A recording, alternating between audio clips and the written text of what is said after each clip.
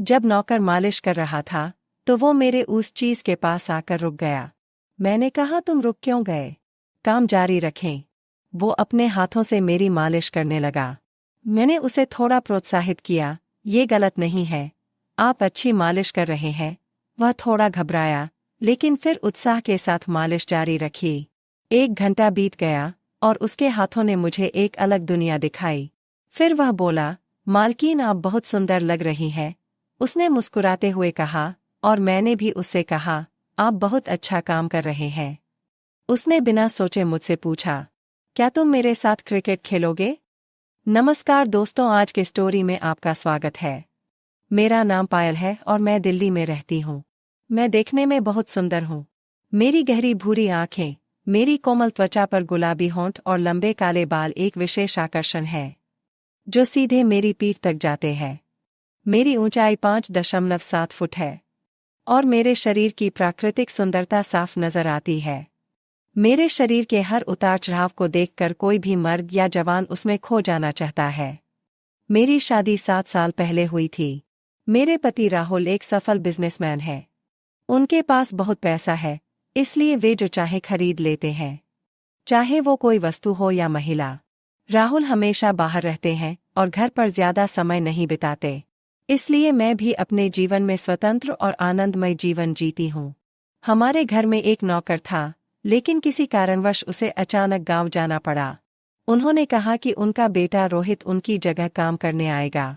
कुछ दिन बाद उनका बेटा हमारे पास आया और घर का सारा काम करने लगा। रोहित एक युवा, आकर्षक और संपन्न लड़का था। वह साफ सफाई, बर्तन धोना और अन्य सभी कार्यों को व्यवस्थित करता था। हमारे घर में आज़ादी थी, कोई रोक-टोक नहीं थी, इसलिए उसे यहाँ रहना अच्छा लगता था। एक दिन वह रसोई में सब्जी बना रहा था, तो मैंने उससे कहा कि तुम सब्जी कितनी अच्छी बनाते हो। दरअसल जब तुम किचन में होते हो तो मुझे कोई काम नहीं करना पड़ता। रोहित मुस्कुराया और बोला, मालकिन मैं जब काम कर रहा होता हूँ तो आपको चिंता करने की कोई ज़रूरत नहीं है। फिर एक दिन मुझे एक दोस्त की बर्थडे पार्टी में जाना था। पार्टी बहुत देर रात खत्म हुई और मैंने बहुत ज्यादा शराब पी रखी थी, इसलिए मैं सुबह देर तक सोती रही। करीब 11 बजे मेरी नींद खुली तो मेरे कमरे में अंधेरा था। मैंने कुछ देर और बिस्तर पर आराम किया और फिर उठकर बैठ गई।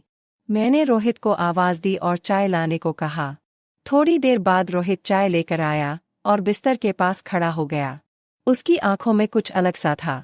मैंने उसके चेहरे की तरफ देखा, वो मेरी तरफ ही देख रहा था। शायद मैंने उस पर ज्यादा ध्यान नहीं दिया। फिर मैंने उससे पूछा, क्या हुआ? क्या तुम कुछ कहना चाहते हो? उसने जवाब दिया, नहीं मालकिन, कुछ नहीं। फिर मैंने उससे कहा, तो तुम यहाँ क्या कर रहे हो? फिर वह चला गया। उसके जाने के बाद मुझे थोड़ा दोषी महसूस हुआ। मैंने सोचा कि मुझे उसके साथ ऐसा व्यवहार नहीं करना चाहिए था। थोड़ी देर बाद मैंने उसे बुलाया और उसे मेरा कमरा साफ करने के लिए कहा। वह तुरंत वापस आया और सफाई के सामान से मेरे कमरे की सफाई करने लगा। मैं बस बिस्तर पर लेटी हुई थी। जब रोहित मेरे कमरे में काम कर रहा था तो मैं उस पर ध्यान दे रही थी। वह मेरे चेहरे को देख रहा था और मैं उसके सामान को देख रही थी। मैं समझ गई कि उसके मन में क्या चल रहा है।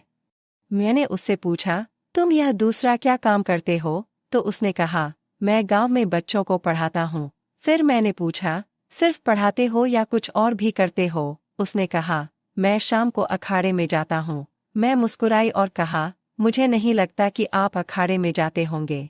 बाद में जब हम बातें कर रहे थे, मैंने उससे कहा, मेरा शरीर बहुत दर्द करता है, क्या तुम मेरी मालिश करोगे? वह थोड़ा शर्मिंदा हुआ और तेल लेकर आया।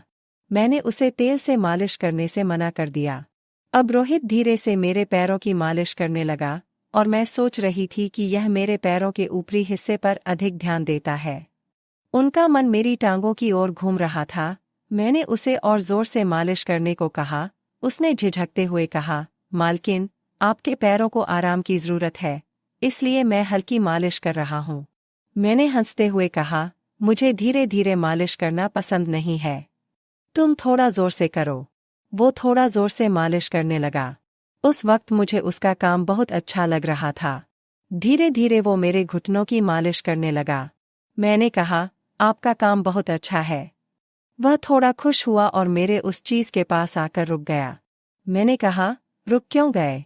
वह अपने हाथ से उसकी मालिश करने लगा। मैंने उसे थोड़ा हौसला दिया, ये गलत नहीं है। तुम अच्छी मालिश कर रहे हो। वह थोड़ा शर्माया, लेकिन फिर मुस्कुराहट और उत्साह के साथ मालिश करने लगा। जैसे जैसे टाइम बिता, उसके हाथ थोड़े अधिक आश्वस्त हो गए। एक अद्भुत एहसास हमारे मन में आया। 1 घंटा बीत गया और उसके हाथों ने मुझे एक अलग दुनिया दिखाई। मालकिन, तुम बहुत सुंदर लग रही हो, उसने मुस्कुराते हुए कहा।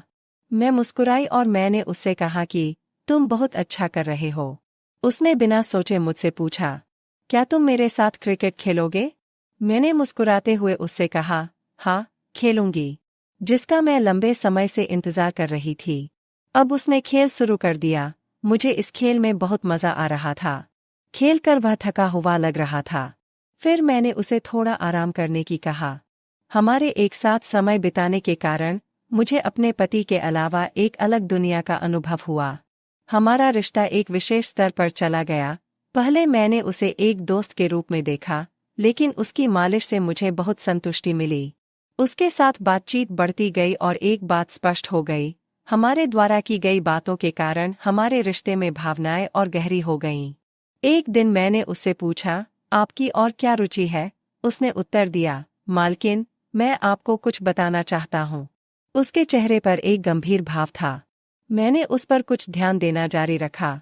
उसने कहा, मेरा सपना एक महान शिक्षक बनना और बच्चों को ज्ञान प्रदान करना है। मैंने देखा कि वह अपनी आकांक्षाओं को कितना महत्व देता था। मैंने उसे और प्रोत्साहित किया, लेकिन उस सपने को हासिल करने के लिए कड़ी मेहनत करनी होगी। हमने एक अनूठी बातचीत शुरू की। उन्होंने बताया कि उनके सपने और उनके काम करने का तरीका कितना महत्वपूर्ण था। उस पल से हमारा भावनात्मक जुड़ाव हो चुका था। उसकी चाहत ने मुझे एक नई प्रेरणा दी। इस तरह हमारा जीवन साथ साथ चलता रहा। एक दिन मुझे एहसास हुआ कि मैं उससे प्यार करती हूँ। मुझे चिंता थी कि यह एक भ्रम हो सकता है।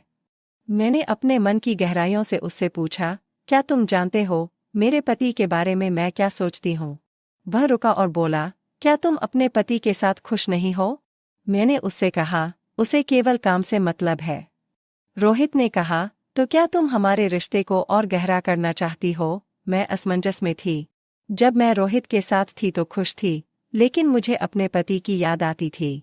कभी कभी मुझे उसके लिए प्यार महसूस होता था, लेकिन अगले ही पल मेरे विचार गहरे हो गए। फिर एक दिन रोहित ने मुझे अपने मन की बात बताई। उसने नरम रुख अपनाया और मुझसे कहा, तुम मुझसे शादी करोगी? फिर मैंने मन बना लिया कि अब मुझे कुछ तय करना ही होगा। रोहित के प्यार को एक मौका देना होगा, और ये सब मुझे रोहित के सामने बताना होगा। रोहित, मैं तुम्हारे साथ एक अनोखी जिंदगी जीना चाहती हूँ। वह खुश हो गया और हम दोनों को एक दूसरे से प्यार हो गया। यह एक असामान्य प्यार था, विश्वास और समर्पण से भरा हुआ। उस दिन हमने एक साथ अपने जीवन का एक नया अध्याय शुरू किया, जिसमें दोनों ने एक दूसरे को पूरी तरह से स्वीकार कर लिया और दुनिया को एक नया नजरिया दिया। रोहित के साथ रहते हुए मुझे नई प्रेम कहानी का एहसास हुआ। प्यार कभी विफल नहीं होता, और उसके साथ रहने का मतलब जीवन के हर पल का आनंद लेना है। इस तरह हमारा रिश्ता एक नई विशिष्टता से भर गया। दोस्तों, इस तरह की और अधिक रोमांचक कहानी के लिए हमारे YouTube चैनल को सब्सक्राइब करें। धन्यवाद दोस्तों।